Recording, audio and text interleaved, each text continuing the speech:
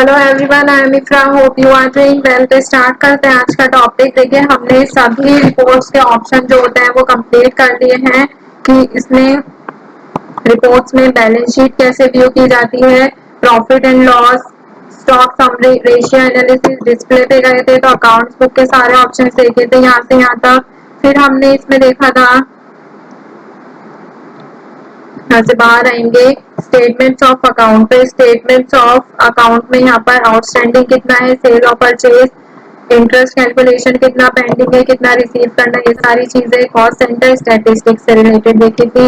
अब यहाँ पे क्या है, इन्वेंट्री बुक्स है, इन्वेंट्री बुक से रिलेटेड इंफॉर्मेशन देखी थी। अब यहाँ पे क्या ऑप्शन आ रहा है, स्टेटमेंट्स ऑफ इन्वेंट्री। तो यहाँ पे स्टेटमेंट्स ऑफ इन्वेंट्री में कुछ ऑप्शन रह गए हैं, जिसमें यहाँ पर क्या शो कर रहा है, रिकॉर्ड स्टेटस। रिकॉर्डर स्टेटस में क्या है, स्टॉक ग्रुप की एंट्री जो है यहाँ पर शो कर रही है। जैसे मैं यहाँ पे गारमेंट्स पर एंटर करती हूँ तो गारमेंट्स में एंटर करने के बाद यहाँ पे क्या दिखा रहा है कि क्लोजिंग स्टॉक कितना है, परचेजिंग ऑर्डर पेंडिंग कितना है, सेल ऑर्डर ड्यू कितना है, और यहाँ पे नेट अवेलेबल अभी कितना है। ठीक है,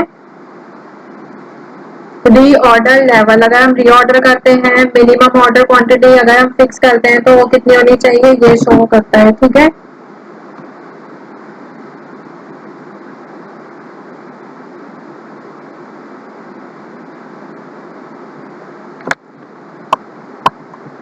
यहाँ से बाहर जाएंगे, स्टॉक कैटेगरीज का ऑप्शन है। स्टॉक कैटेगरीज में क्या है, यहाँ पर जैसे मैनवेयर पे एंटर किया मैंने तो यहाँ पे भी वो सेम ही आ रहा है कि आप कैटेगरी वाइज देखना चाहते हैं या फिर ग्रुप वाइज। ग्रुप पे कर रहे हैं तो यहाँ पे इलेक्ट्रॉनिक और गारमेंट्स का ऑप्शन आ रहा है। स्टॉक कैटेगरी पे कर रहे हैं तो हमने जो कैटेगरी यहाँ पे क्रिएट कर रखी है उसके अकॉर्डिंग हमें शो कर रहा है। ठीक है, जैसे टीवी हो गया,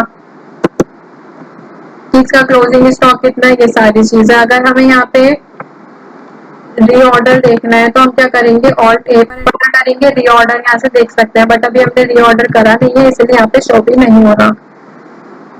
फिर आता है purchase bill pending. Purchase bill pending से क्या मतलब है इसमें कि परचेज जो है वो कितना जो अमाउंट है वो परचेज हमारा है अभी, वो सॉरी कितना जो अमाउंट है वो पेंडिंग है।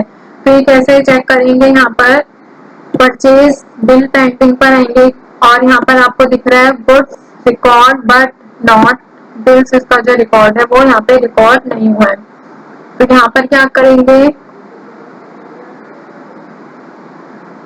1 अप्रैल चार्जर एंटर करेंगे तो यहाँ पे हमें सारी डिटेल जो है बिल्कुल शो हो जाएंगी कि किससे हमने खरीदा था, मतलब इसमें डेट क्या थी, रिसीट नोट में एंट्री की गई है, कितने पीसीस है, पर पीस कितना अमाउंट है, इनिशियल क्वांटिटी कितनी है, पेंडिंग कितनी है, डिस्काउंट कितना है, ये सारी चीजें जो है बिल्कुल डिटेल, कॉम्प्रिहेंसिव डिटेल आपको एक तरह से बोल सकते हैं यहाँ पे इसमें शो करती है परचेज बिल पेंडिंग में, कि परचेज जो हमने खरीदा था उसका जो बिल है अभी तक पेंडिंग है।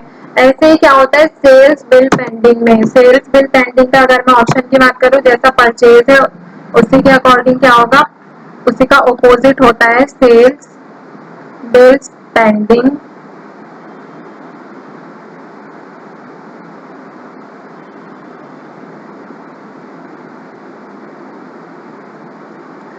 तो यहाँ पर अगर मैं एंटर करती हूँ तो यहाँ पर भी सारी डिटेल आपको शो कर रही है। ऑल्ट F1 पे एंटर करूंगी तो ये बिल्कुल डिटेल में शो कर देगा।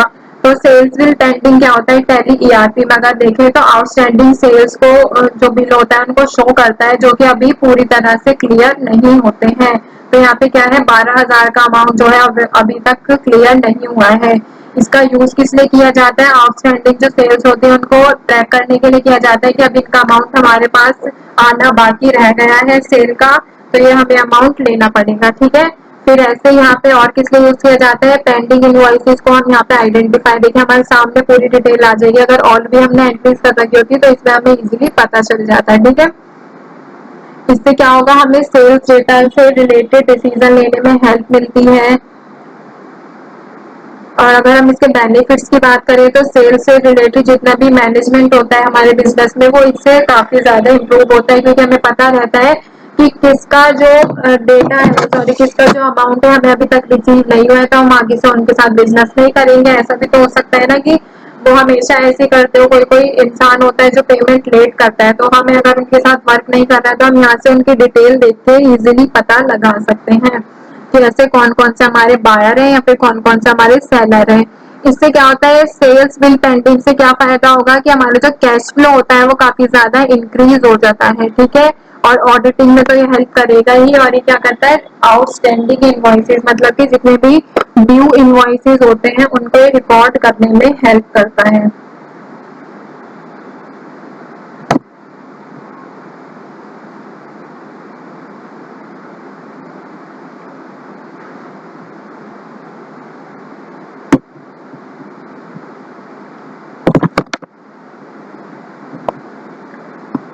फिर यहाँ से बाहर जाते हैं। अब देखिए इसमें भी स्टैटिस्टिक्स का ऑप्शन है और स्टेटमेंट्स ऑफ अकाउंट में भी स्टैटिस्टिक्स का ऑप्शन था।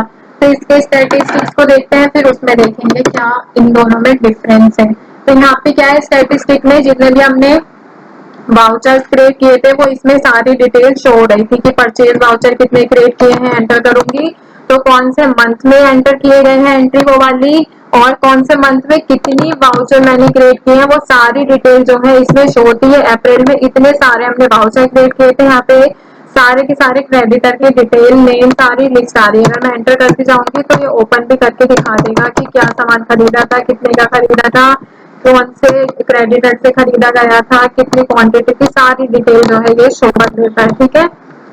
अब इसके अब स्टेटमेंट्स ऑफ अकाउंट के स्टैटिस्टिक्स में तो टाइप्स ऑफ वाउचर्स और ये सारी चीजें हैं। एक सेकंड दिखा देते हैं, types of voucher, types of account.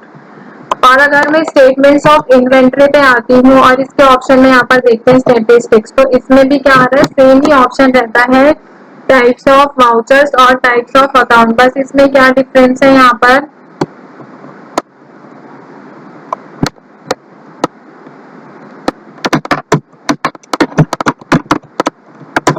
अगर मैं सिर्फ 2 महीने का डेटा देखना चाहती हूँ तो सिर्फ 2 महीने का डेटा में जितने भी हमने लेजर क्रिएट किए हैं, जितने भी हमने अकाउंट्स क्रिएट किए हैं, जितने भी वाउचर क्रिएट किए वो सारे जो है यहाँ पर आपको शो हो जाते हैं। तो आई होप आपको क्लियर हो रहा होगा। स्टैटिस्टिक्स बिल्कुल 99% तो सेम ही है, इसमें बस डिफरेंस क्या है, देखिए यहाँ पे इंटरेस्ट, एक सेकेंड इस पे आएंगे, स्टैटिस्टिक्स पर जाएंगे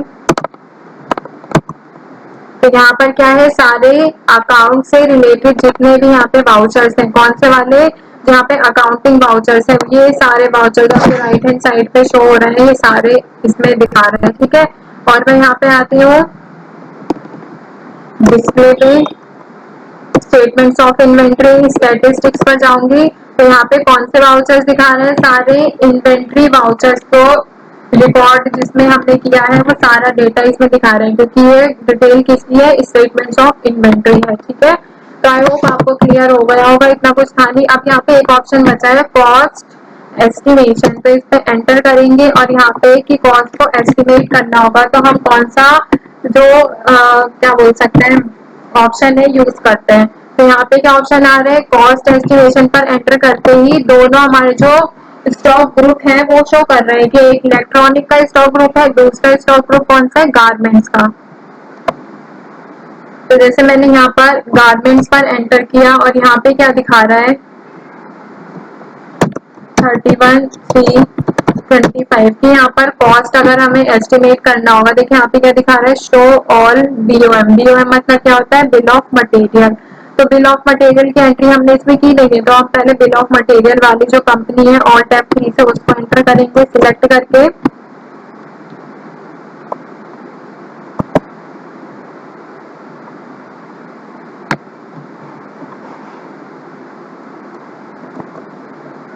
कॉस्ट एस्टिमेशन पे जाएंगे, जैसे यहाँ पर मैंने फॉर एग्जांपल लैपटॉप पर एंटर किया और F5 पर एंटर करूंगी तो यहाँ पे कह रहा है कि आप बिल ऑफ मटेरियल यहाँ पे शो करिए, किसका bill of material, component wise show करना है या फिर देखिए quantity column against finish good, अगर यहाँ पे क्रिएट नहीं किया इसीलिए यहाँ पर जो है डिटेल शो भी नहीं हो रही है। चाहे तो आप मेडिसिन पे कर सकते हैं, अगर डेट चेंज का लग रहा है तो डेट चेंज कर सकते हैं 31/3/25।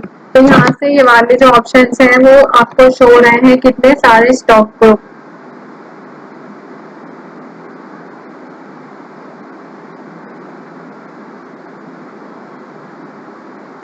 तो बात आती है ऑप्शन यूज ही किस लिए किया जाता है कॉस्ट एस्टिमेशन का, तो ये यूज किया जाता है बिजनेसेस में ताकि बिजनेस जो है वो एस्टिमेट कर सके कॉस्ट को प्रोडक्शन के लिए, प्रोजेक्ट्स के लिए या फिर उनकी सर्विसेज के लिए कॉस्ट को एस्टिमेट कर सके। तो इसका यूज क्या होगा कॉस्ट एस्टिमेशन का? इसमें तो कोई डिटेल आ नहीं रही है, इसीलिए नहीं आ रही क्योंकि मैंने इसमें कोई एंट्री अभी की ही नहीं है, इसलिए इसमें डिटेल भी शो नहीं हो रही है। तो अगर हम इसके यूज की बात करें तो इसमें क्या होता है, कॉस्ट फॉर प्रोडक्शन जो होती है वो एस्टिमेट की जाती है कि हमारा वो जो सामान बनाने में, प्रोड्यूस करने में, प्रोडक्शन में कितना कॉस्ट जो है यहाँ पर लग जाएगा वो शो करता है, कैलकुलेट करता है। मटेरियल, लेबर और ओवरहेड की जो ओवरहेड की जो कॉस्ट होती है, सारी चीजें मतलब कि एक प्रोडक्ट को बनाने में कितना कॉस्ट लगता है वो इसमें हम ऐड कर सकते हैं, इसमें डिटेल हम देख सकते हैं, कॉस्ट को एस्टिमेट कर सकते हैं। ये प्राइसिंग और कोटिंग करने में हेल्प करता है। डिसीजन मेकिंग होती है इससे ज्यादा अच्छी, क्यों? क्योंकि इसमें कॉस्ट डेटा हमारे पास रहता है। तो कॉस्ट एस्टिमेशन के अगर फीचर्स की बात करें तो मटेरियल कॉस्ट आती है, ये क्या होता है ग्रेजुएशन में आता है, material cost, labour cost, overhead cost estimation, ये सारे जितने भी तरह की कॉस्ट होते हैं, ट्रांसपोर्टेशन कॉस्ट, मिसलेनियस कॉस्ट, ये सारी इसमें आप ऐड कर सकते हैं और उनका जो पूरा डेटा होता है आप यहाँ से देख सकते हैं। तो कॉस्ट एस्टिमेशन करने से हमें फायदा क्या होता है कि कॉस्ट जो इम्प्रूव हो जाती है, प्राइसिंग और अकाउंटिंग भी अच्छी हो जाती है, प्रॉफिट होता है हमें इससे। हमारे बिजनेस में क्या होता है, प्रॉफिट होता है, कॉस्ट कम होती है, एफिशिएंसी जो होती है कॉस्ट की वो कम हो जाती है और एफिशिएंसी बिजनेस की बढ़ जाती है काम करने की। कॉस्ट को हम ट्रैक कर सकते हैं और उसको एनालाइज कर सकते हैं, कहाँ पर ज्यादा खर्चा हो रहा है, कहीं पे नहीं होना चाहिए, वेस्ट तो नहीं हो रहा है, ये सारी चीजें हम एनालाइज कर सकते हैं। तो आई होप आपको क्लियर हो गया होगा cost estimation, recorder status, group wise या category wise, purchase bill pending, sales bill pending और स्टैटिस्टिक्स। अब ज्यादा कुछ इसमें बचा नहीं है, रिपोर्ट्स वाले ऑप्शन में मोस्टली सभी कर लिया है। अब नेक्स्ट में देखेंगे एक्सेप्शन रिपोर्ट्स क्या होती हैं, ये सारी चीजें। ठीक है, एक एक करके इन सबको समझ लेंगे तो टॉपिक वाला कंप्लीट हो जाएगा। मिलते हैं नेक्स्ट सेशन में, stay tuned and thank you.